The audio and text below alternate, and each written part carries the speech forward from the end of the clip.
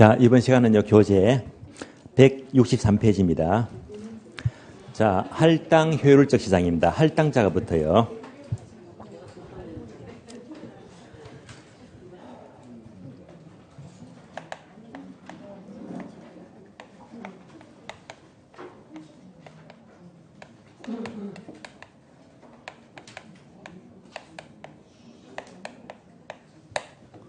자, 효율적 시장 앞에 할당자가 붙게 되면 할당자 말이 조금 어렵다면요. 할당시킨다, 똑같은 말로 배분시킨다, 배분시킨다, 쉬운 말입니다. 자, 이 부분은요, 딱 두 가지만 공부하시면 돼요. 첫 번째는요, 할당 효율적 시장의 개념 꼭 알아야 됩니다. 개념 중요하고요. 두 번째는요, 계산 문제예요. 계산 문제는 정보 가치 구하는 계산 문제예요. 요거 빼고 더 나올 게 없습니다. 요거 두 가지만 분명히 아시면 돼요. 먼저 개념부터 볼게요.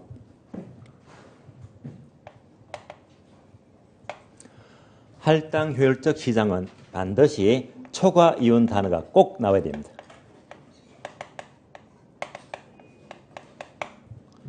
초과 이윤이 없는 시장입니다.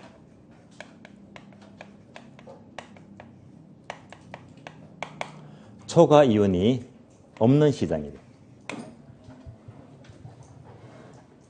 그러면 초과이 없으면 할당이 되면요. 말 바꿔서요. 초과이 있다. 있으면요. 할당입니까? 비할당입니까? 비할당이 돼요. 반복합니다. 초과이 없으면 할당, 있으면 비할당입니다. 그러면 예를 들어봐요. 예를 들면 자, 투자한 A와 B와 C 세 개가 있습니다. 만약 A에 투자하면 예상되는 기대 수익은요. 10% 수익이 예상이 되고요. B도 수익은 10%다. C도 수익이 10%다. 수익이 똑같네요. 이럴 때 여러분들은 A, B, C 셋 중에 어디에 투자한다? 아무데나 투자하면 돼요. 아무데나. 이럴 때는요. 자원이 고르게 배분됩니다. 고르게 할당된다라고 불러요. 이럴 때는 수익이 똑같으니까 초과이 있어요? 없어요? 초과이 없다는 말입니다. 초과이 없다. 이럴 때는 아무데나 투자하니까 자원은 고르게 배분되는 것이니까 바로 할당 효율적인 시장입니다. 할당 효율적이다. 따라서 이렇게 초과이 없는 시장이 바로 할당 효율적 시장입니다. 예를 바꿔서요. A에 투자하면 수익은 20%가 예상이 되고요. B는 10%다. C도 10%다. 자, 이럴 때는 A, B, C 어디 투자한다? 누구든지 A 투자예요. 여러분뿐만 아니고 전국의 모든 자금이 A로만 집중되고 쏠릴 것입니다. 이럴 때는 고르게 배분될 수가 없죠. 왜? 한쪽에 쏠리니까요. 이럴 때는 초과이 있다 없다? 있다. 초과이 있잖아요. 있는 쪽에 쏠리더라. 이럴 때는 고르게 배분 안 되니까 고르게 할당이 안 된다. 바로 비할당입니다. 결론. 초과이 없으면요. 할당이 되고 초과이 있으면 비할당. 한쪽에 쏠리니까 할당 효율적이 못 됩니다. 이렇게 비교하시고요. 우리 주변에 부동산, 투기가 있죠. 투기가 성립하는 이유는 할당일 때, 비할당일 때? 비할당일 때. 이럴 때 부동산, 투기가 성립합니다. 얘도 잘 나와요. 부동산, 투기가 성립하는 이유는 시장이 할당 효율적이지 못하기 때문에 투기가 성립합니다. 따라서 초과이 없으면 할당, 있으면 비할당 이렇게 연결하시고요. 다음에 초과이 없다는 것은요. 모든 수익률이 동일합니다.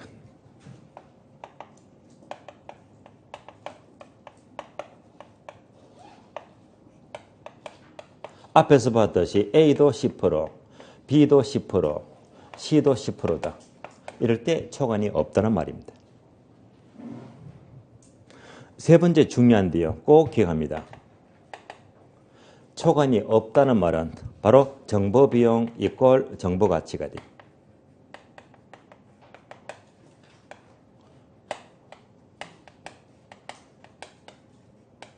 이러면 초관이 없다는 말인데요. 얘는요, 약간의 보충 설명이 필요합니다. 그래서 표를 통해서 분석해 봐요.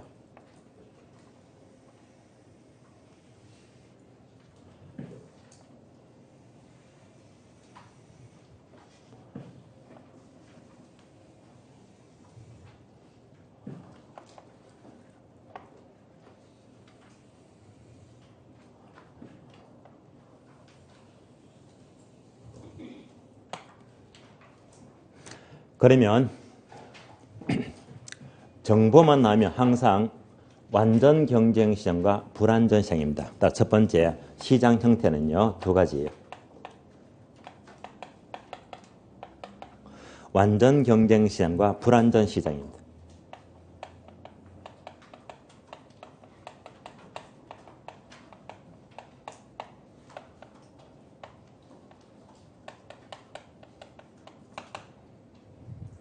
참고로 부동산은요, 불완전 시장입니다.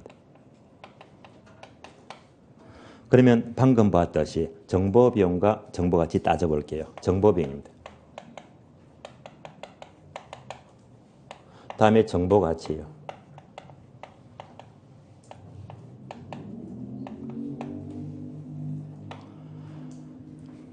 지난 시간 공부했죠. 완전 경쟁 시장은 조건 네 가지 어떻게 암기했다? 동자다정. 여기서 가장 중요한 단어가 바로 완전한 정보예요. 따라서 완전 경쟁 시장은 완전한 정보 때문에 다 알고 있으니까요. 정보 비용은 제로가 돼요. 정보 가치도 다 알고 있으니까 제로가 돼요. 그러니까 이꼴 등식이 성립하잖아요. 이러니까 초관이 있어요? 없어요? 없잖아요.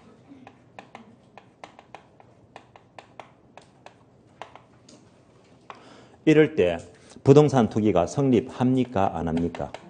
안 한다.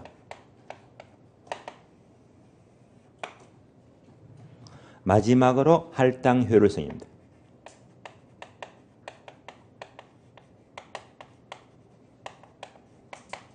따라서 완전 경쟁 시장은 언제나 초관이 없기 때문에 할당이다, 비할당이다? 할당 효율적입니다. 결론 나왔습니다. 완전 경쟁 시장은 언제나 초관이 없기 때문에 언제나 할당 효율적이 됩니다. 결론 나왔습니다.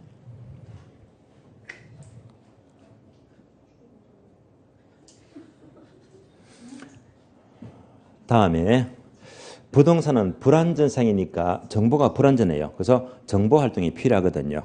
그래서 정보 비용 들어갑니다. 그래서 서울 외곽지에 어떤 개발 정보를 얻기 위해서 정보 비용 500만 원 들어갔대요. 정보 비용 500 들어갔습니다.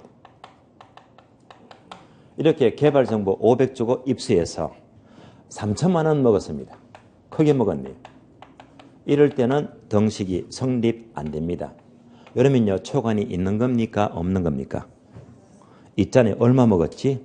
2,500 먹었죠. 초관이 2,500입니다. 이럴 때 투기가 성립해요? 안 해요? 성립한다. 이런 시장 초관이 있으면요, 할당입니까? 비할당입니까? 비할당입니다. 이것이 현실입니다. 그러니까 유능한 사람은요, 값싸게 정보를 얻어서 비싸게 파니까 이만큼 크게 먹잖아요. 이게 현실이고요. 이런 시장은 바로 비할당이 되고 아주 유능한 사람입니다. 이어서 정보를 500 주고 얻었는데 이 정보가 오픈됐어요. 그러다 보니까 500밖에 못 먹었습니다. 같아진다, 똔똔 돼버리네. 초관이 있어요, 없어요? 없다. 투기가 성립한다, 안 한다? 안 한다. 이러면 할당이다, 비할당이다? 할당이 됩니다. 결론 나왔습니다.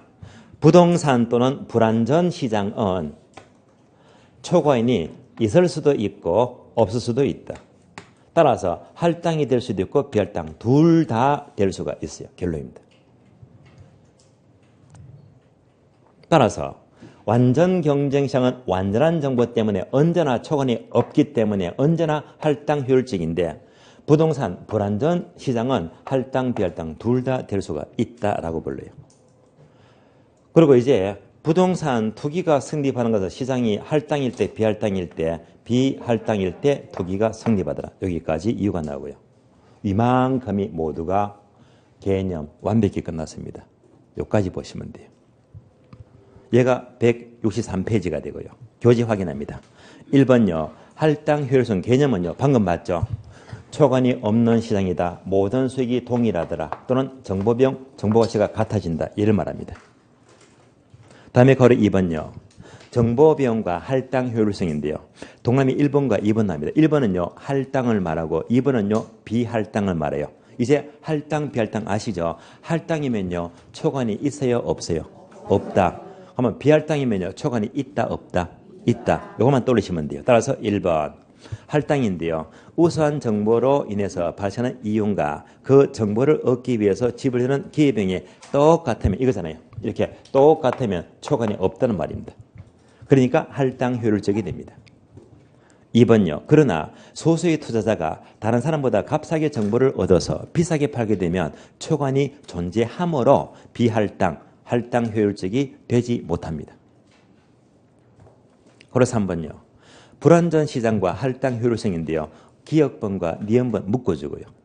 자, 집 한번 볼까요? 기억번이 바로 완전 경쟁 시장입니다. 방금 설명드렸고요. 다음에 니은번이 바로 불완전 시장, 부동산 시장입니다. 그러면 완전 시장은 언제나 할당 효율적인데 부동산, 불완전 시장은 할당, 비할당 둘 다 될 수가 있다고 했잖아요. 기억번 봅니다. 완전 경쟁 시장은 완전한 정보로 인하여 정보비용 제로, 초과인 제로, 따라서 초과인이 없기 때문에 언제나 할당 효율적이 됩니다. 반면에 니은번요. 할당 시장은 반드시 완전 경쟁 시장만 의미하는 것이 아니라 부동산 또는 불완전 시장도 할당 효율적이 될 수도 있고 아닐 수도 있잖아요. 여기까지 보았습니다.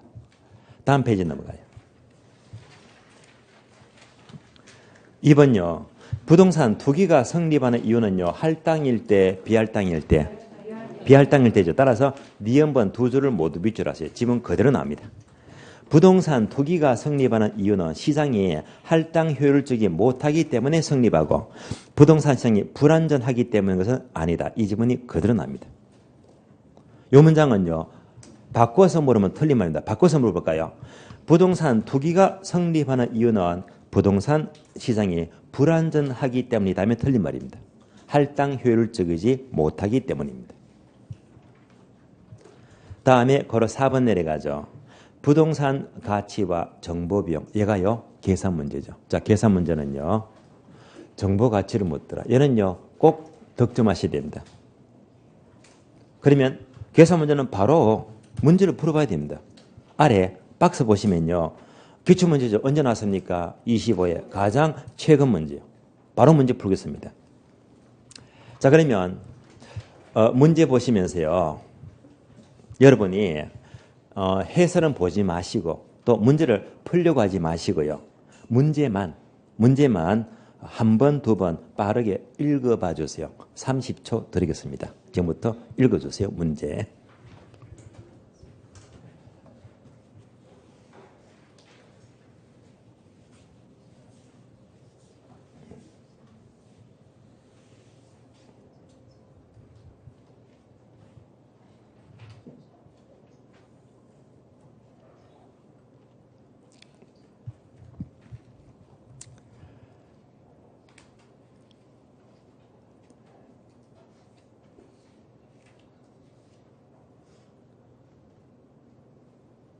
자, 문제 읽어보셨죠? 같이 읽어봅니다. 자, 이 문제가요. 주로 처음 듣는 학생들이 이 문제를요. 어렵다고 하더라고요. 사실 이 문제가 나오면요. 상, 중, 하로 치면 중급 레벨은 조금 넘어갑니다. 그러나 문제가 어렵다고 해서 자, 포기할 게 아니고요.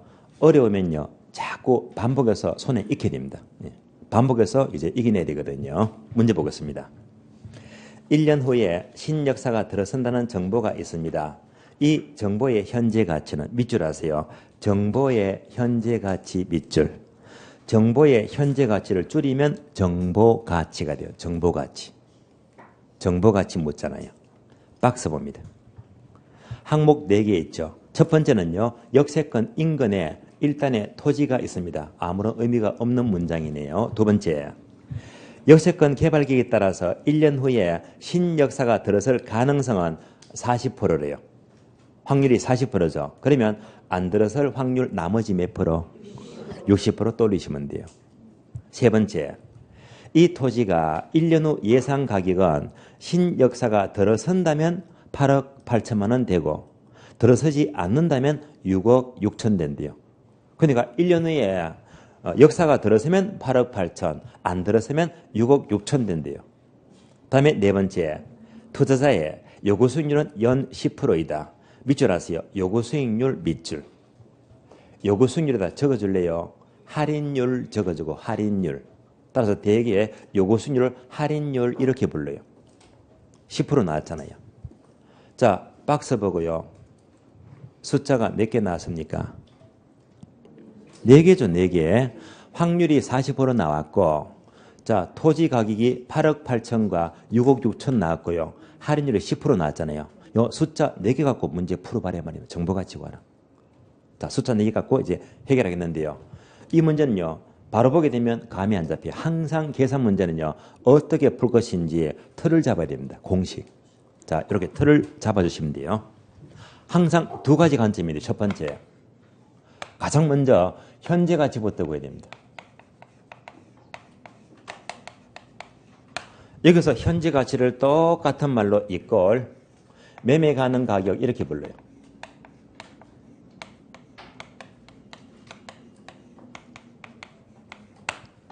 그래서 과거 시험 중개법에서 8회 때, 9회 때 나서 저기는 매매 가능 가격 구하시오. 이런 문제가 나왔거든요.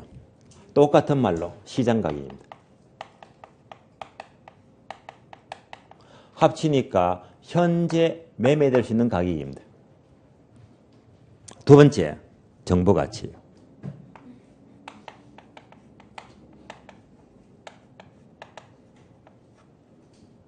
만약 올해 나온다면 반드시 정보 가치를 구하시오. 이 문제가 나온다는 말입니다. 그러니까 정보 가치를 구하기 위해서 얘가 바로 먼저 풀어야 됩니다. 먼저 필요합니다. 그러면 문제를 보았더니 신역사가 들어설 확률이 몇 프로? 40%죠. 그러니까 확률이 나왔잖아요. 40%. 또 역사가 들어서면 토지 가격은 8억 8천 되고 역사가 안 들어서면 6억 6천 된대요. 얘가 바로 미래 가치입니다. 즉 1년 후 가치를 말이에요. 그러니까 이만큼이 40%, 8억 8천, 6억 6천 얘가 전부 다 1년 후 가치, 1년 뒤에. 이렇게 1년 후 가치를 뭘 구하시오? 현재 가치 구하시오. 현재 가치 구하시오. 한마디로 현가화 시키라. 1년 후 가치를 현재 가치로 만들어라. 현가화 시키라는 말입니다.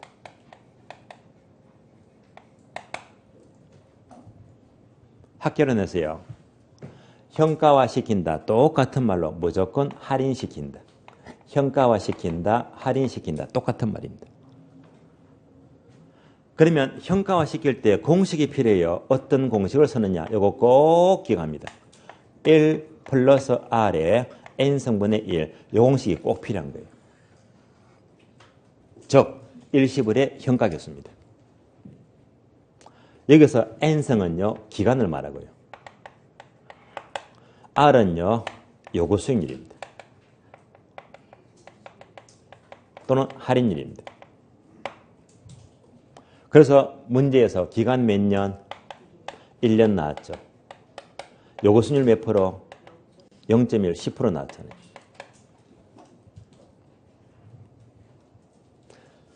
따라서 오로지 한 가지 1년 뒤 자료 주면서 현가화 시킬 때 이 공식 떠올리자 말입니다. 이거 안 떠올리면 문제 절대 못 풉니다. 다음에 정보 가치는요. 어떻게 구하느냐. 얘는 가장 짧게 말하면 확실 빼기 불확실입니다. 간단해요. 확실 빼기 불확실입니다. 확실 빼기 불확실이다. 확실할 때 부동산 가치를 말해요. 다음에 불확실할 때 부동산 가치를 말해요. 줄여서 이제 확실 빼기 불확실 하시면 돼요. 이걸로 끝이에요. 그래서 한 번 더 두 가지를 구하는데 현재 매매 가능 가격은 무조건 이걸로 현가화 시킨다. 요거 딱 돌리시고요. 다음에 정보 가치는 무조건 확실 빼기 불확실이다 라고 보시면 돼요. 이게 전부 답니다. 이렇게 틀을 잡아주고요. 이제부터 문제 봅니다. 현재 가치부터 구해봐요.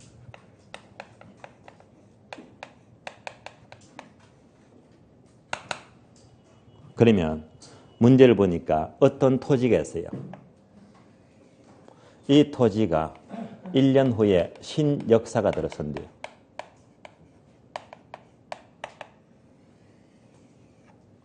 그러면 신역사가 1년 후에 들어선다면 토지 가격 얼마? 8억 8천.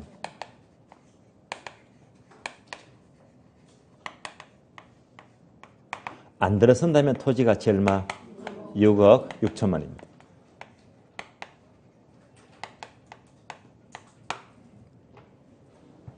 다시 들어설 확률 몇 프로? 40%, 0.4가 돼요. 안 들어설 확률 나머지 몇 프로? 60%. 이만큼 자료가 현재가 아니고 1년 후 자료, 미래 가치를 말이에요. 그래서 이것을 어떻게 한다? 이렇게 현가화시키죠.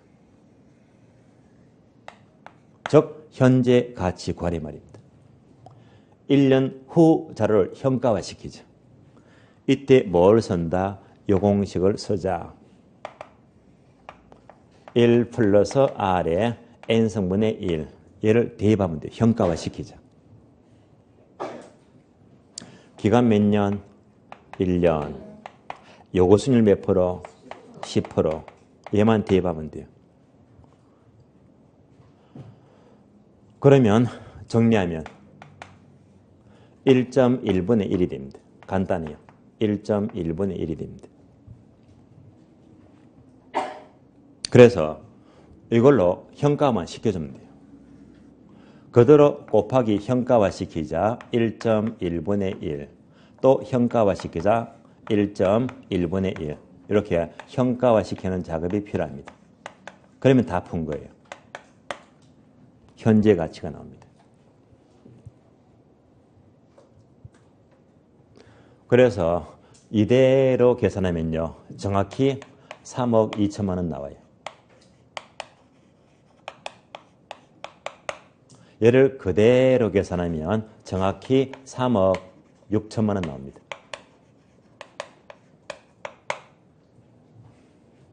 이걸 다 합한 것이 전체 가치가 돼요. 합하니까 6억 8천입니다.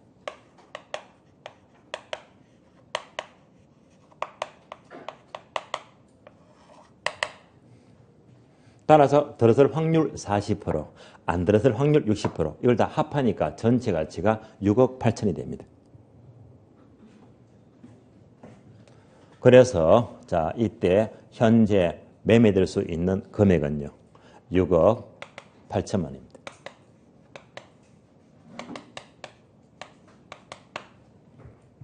그런데 문제는요. 현재 매매 가능 가격이 아니고 정보의 현재 가치, 정보 가치 묻잖아요. 정보 가치.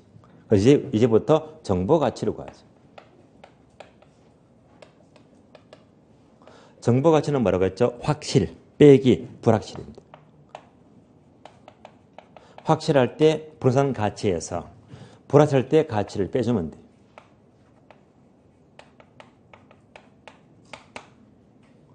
그럼 상식적으로 신역사가 들어설 확률이 몇 프로입니까? 40%예요. 40%면요. 확실한 겁니까? 불확실한 겁니까? 불확실하잖아요. 그러니까 이제 얘가 40%일 때 가치니까 얘가 이렇게 내려옵니다. 이때 6억 8천만 해보러 40% 들어선다고 하니까 불확실할 때 가치를 말해요. 6억 8천입니다.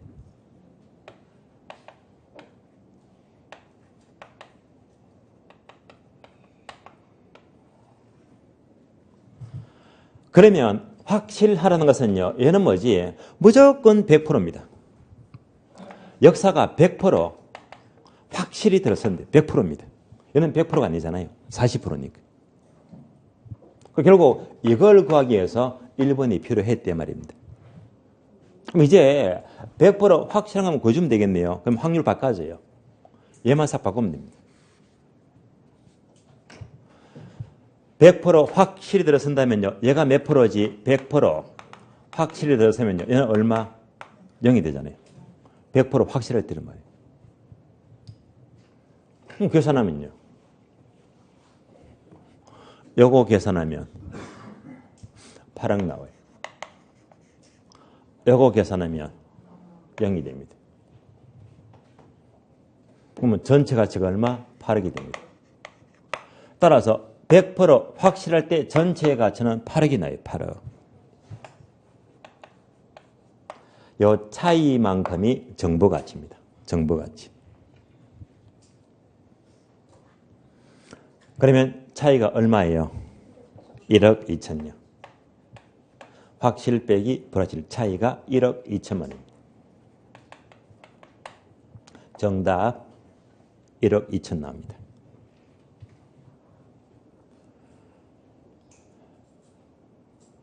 자, 그러면 문제 한 번 더 돌려볼까요? 박스 봐요. 자, 항목이 1개, 2개, 3개, 4개 나왔습니다.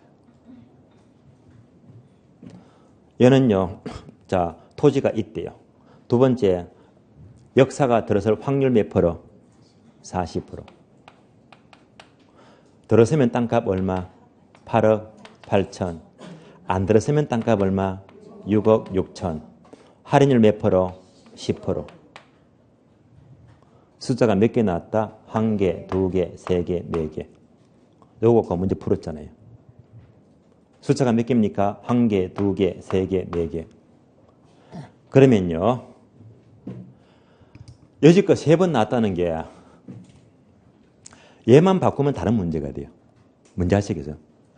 숫자만 바꾸면 딴 문제가 돼요. 숫자만 바꾸면요. 그런데 여지껏 우리 문제는요. 늘 할인율은요. 계속 준 게 늘 10%만 줬거든요. 이거는 안 건드리더라. 몇 개를 바꾸지? 1개, 2개, 3개 바꿔요. 3개. 그래서 들어설 확률이 40%인데 싹 바꿨어요. 들어설 확률이 80%다. 그러면 안 들어설 확률 20%잖아요. 그럼 딴 문제가 되는 거야. 확실히 들어서면 토지 가치가 5억 5천이다. 이럴 수도 있고요. 안 들어서면 토지 가치가 4억 4천이다. 이럴 수도 있잖아요. 그러니까 문제 푸는 건 똑같은데 뭐 이것만 바꿔서 딴 문제가 된단 말입니다. 문제 아시겠어요? 여기서 3번 나온 게 자, 숫자 3개만 이렇게 바꿔서 모르면 또 딴 문제가 되니까 푸는 건 똑같단 말입니다. 게다가 요거 싹 지우고요. 신역사. 여기다가 혁신도시가 들어선대요. 시청이 들어선대요. 이런 거 집어넣고 요거 바꾸더니 말입니다. 똑같은 문제입니다. 똑같은 문제. 그래서 푸는 거는요. 항상 자 1년 뒤 자료를 이렇게 현가화 시켜주고요. 다음에 정보 가치는 뭐 확실 빼기 불확실 이렇게만 푸시면 되거든요. 그래서 이 부분은요. 처음에 조금 어렵다고 하지만은요. 자꾸 반복해서 보시면요. 형태가 똑같습니다. 다만 숫자만 3개만 바꿔서 딴 문제가 돼요. 이렇게 보시면 돼요. 자, 이상으로 부동산 시장은 마치겠습니다. 마치겠고요. 165페이지 봅니다. 165페이지. 자, 목차 02장이죠. 입지 및 공간 구조로입니다. 입지 및 공간 구조로는요. 우리 시험은 최근에 2문제에서 3문제가 나오는데 최근 패턴은요. 계속 3문제가 계속 나오더라고요. 3문제를 예상하면 좋아요. 먼저 목차 01번 부동산 입지 선정입니다. 지금부터 입지 선정 목차를 봅니다.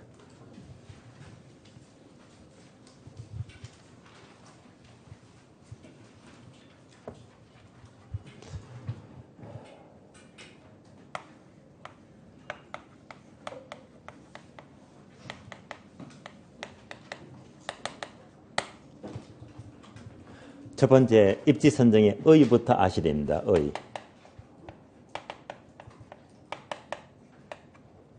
자, 의가 교재 165페이지부터요.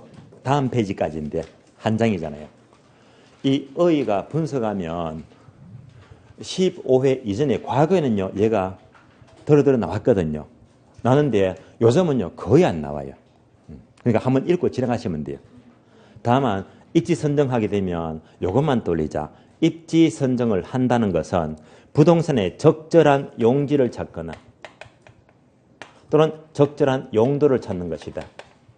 이것만 떠올리고 더 보지 마세요. 요즘은 여기서 저는 안 친대 말입니다. 목차 2번요. 주요 입지는 얘가 되게 중요합니다. 가장 중요합니다. 언제나 출제가 돼요.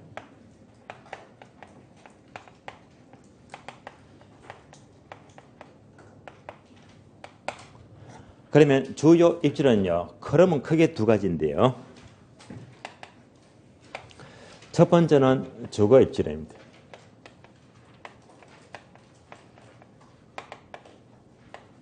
두 번째가 산업 입지론이고요.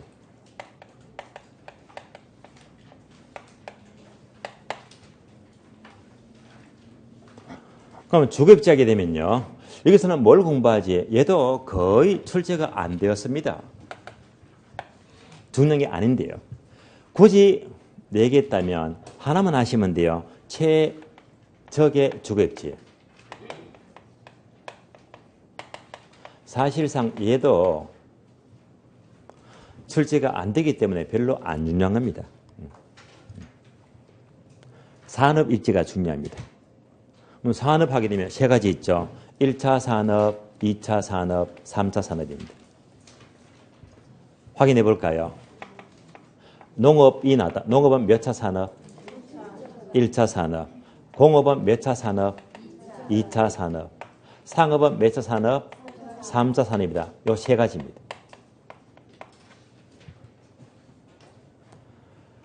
여기서 3차 산업, 상업입지가 너무나 중요하고요. 가장 출제가 잘 되고 있고요. 가장 중요하기 때문에요. 얘는요. 분명히 지난 과정 1월달, 2월달에 설명을 다 드렸고 계산 문제 소개 다 했습니다. 일일이 보았습니다. 지난 과정 보면서요.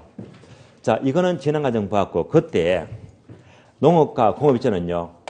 3월, 4월 꼭 설명을 드릴게요 했거든요. 그래서 얘는요. 지금 3월, 4월 때는요. 지금부터 나머지를 본다 이 말입니다. 나머지.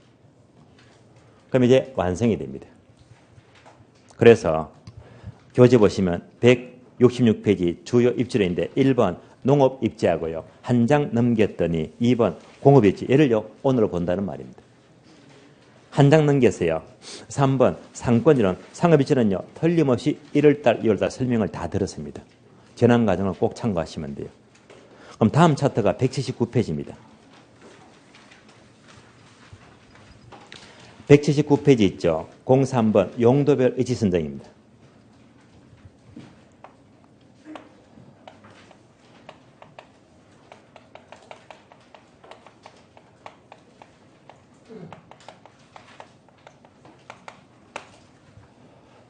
그러면 용도 지역별 하게 되면 크게 5가지인데요. 주거지역, 상업지역, 공업지역, 농업지역, 임업지역 5가지입니다. 이렇게 나와요. 그런데 농업지역과 임업지역은 28회 동안에 단 한 번도 안 나왔으니까 가차없이 버리시면 돼요. 볼 필요가 없고요. 다시 주상공 3가지로 좁혀지는데 그러면 179페이지 보니까 1번 주거지역 나왔죠. 주거지역. 한 장만 넘겼더니요. 181페이지 봐요. 가장 밑에 고려서 한번 최적의 주거입지. 그러니까 이제 얘는요. 나중에 이제 여기서 보잖아요. 최적의 주거입지. 근데 별로 안 중요하다고 했어요. 그러니까 다시 말하면요. 3번 목차에서 이 내용들은요. 양은 많은데 전부가 중요한 게 아니니까 여기서요. 시험에 나올 만한 거, 꼭 필요한 것만 선별해가지고 설명드릴 거거든요. 얘를 언제? 5월달, 6월달입니다. 그럼 다 끝납니다. 아시겠어요? 그래서 얘는 설명드렸고 1월달, 2월달. 다음에 공업입지, 농업입지 오늘 다 공부하고요. 나머지 논점들은 다음 과정에서 다 설명을 드리면요. 이제 빠짐없이 설명을 다 드리는 겁니다. 자, 이번 과정은요. 농업입지와 공업입지 두 가지를 봅니다. 그러면 교재 166페이지입니다. 먼저 목차 1번요. 농업입지로입니다. 농업입지는요. 다음 시간에 중복이 돼요. 반복되기 때문에 얘는요. 잠시 보류해요. 한 장 넘겨서 목차 2번 공업입지를 먼저 봅니다. 지금부터 공업입지를 설명을 드리겠습니다.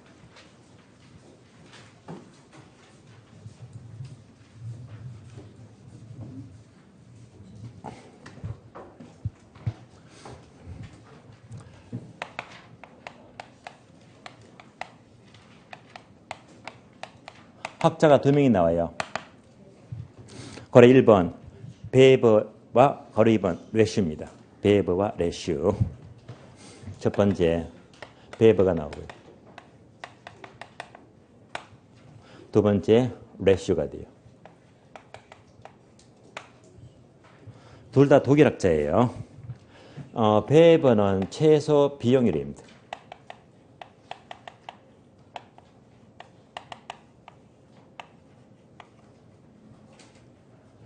레슈는요. 최대 수율입니다.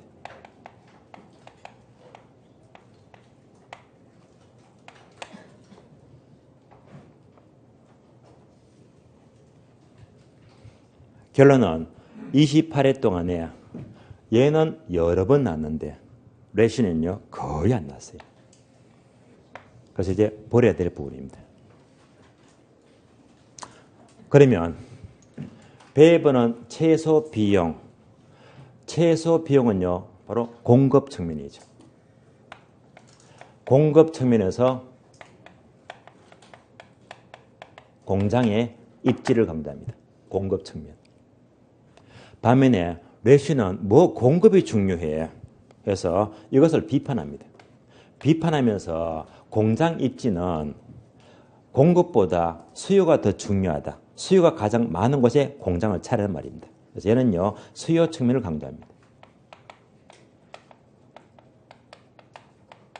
근데 얘는요, 거의 나온 적이 없습니다. 그래서 공업입지는요, 베버의 이론을 중심으로 공부를 하시면 됩니다. 그럼 교재 봐요. 1번, 의의부터 봅니다. 첫 줄요. 다른 여건이 동일하다면 공장의 입지는 생산과 판매에 있어서 밑줄 아세요. 최소 운송비가 드는 지점 밑줄. 여기다가 공장을 차리래요. 최소 운송비 동그라미. 최소 운송비를 강조합니다. 2번 내려가세요. 베버는 산업입지의 주요 인자를 세 가지로 구분하는데 단어 3개 알아야 됩니다. 기업번 수송비, 니은번 노동비, 디귿번 집적력입니다. 여기서 집적력은 뭐냐면요. 주로 이제 산단위죠. 산업단지, 공업단지에 공장이 모여 있잖아요. 바로 집적력입니다. 세 가지가 있어요.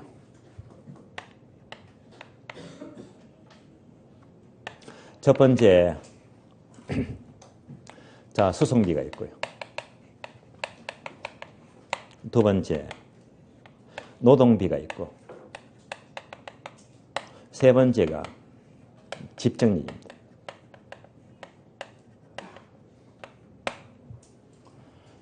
그러면 베버는 세 가지 주요 인자를 세 가지로 보는데 수송비를 동그라미 하세요. 그러니까 우리 시험은 과거에 이런 질문 나왔습니다. 베버의 세 가지 주요 인자 중에서 베버는 수송비를 가장 강조하고 중시한다. 오, 맞는 말입니다. 가장 강조합니다. 그럼 이런 문제 나왔습니다. 배번은 세 가지 인자 중에서 집적력을 가장 중시한다. X. 틀렸습니다. 뭔지 아시겠죠? 다시 단어 세 개 볼까요? 만약 여러분이 공장을 지으려고 합니다. 공장 오너예요, 오너. 그러면 상식적으로 이 단어 세 개를 따지면요. 여러분이 공장을 짓겠다면 수송비가 많은 곳에 적은 곳에 적은 곳에 지어야지. 상식이잖아요. 공장을 짓겠다면 노동비가 많은 곳에 적은 곳에 적은 곳에 적혀줘야 됩니다.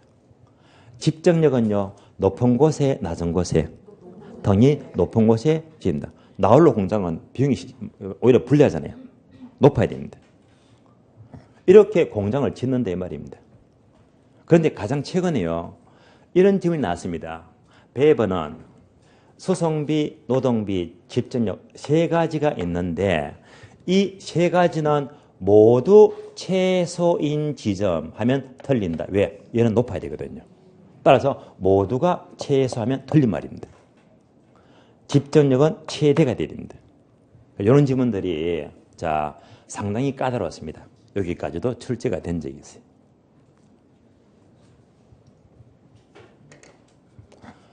그러면 배번은요. 최소 비용인데 다른 말로 최소 운송비를 말해요. 최소 운송비가 드는 지점에 공장은 입지를 강조하고 있습니다. 여기서 최소 운송비란 원료 운송비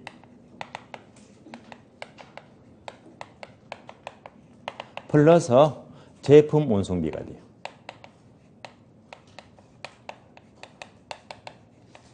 이것을 합한 값이 가장 적게 드는 지점이 공장이 가장 좋은 지점이 됩니다.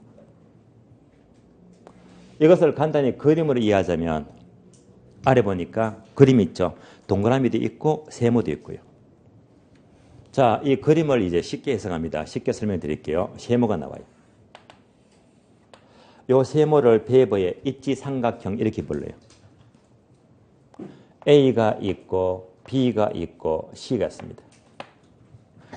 A는 A 원료예요. B는 B 원료예요.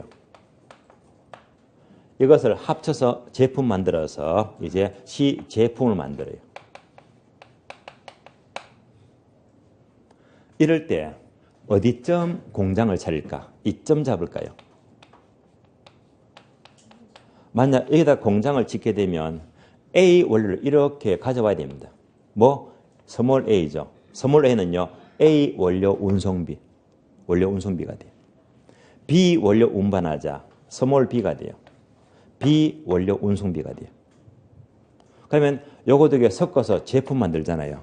만들어서 이제 C적으로 또 제품을 운반합니다. 스몰 C는요. 제품 운송비를 말해요. 따라서 원료 운송비는 A와 B를 말하죠. 제품은 C를 말해요. 이걸 전부 다 합해서 가장 적은 지역에다가 공장은 입지를 하자는 말입니다. 최소 운송비가 되고요. 그러면 오른쪽 페이지 봅니다. 체크 플러스 공장 부지 입지 요인인데요. 항목 5개 있죠. 1번과 2번 묶어주세요.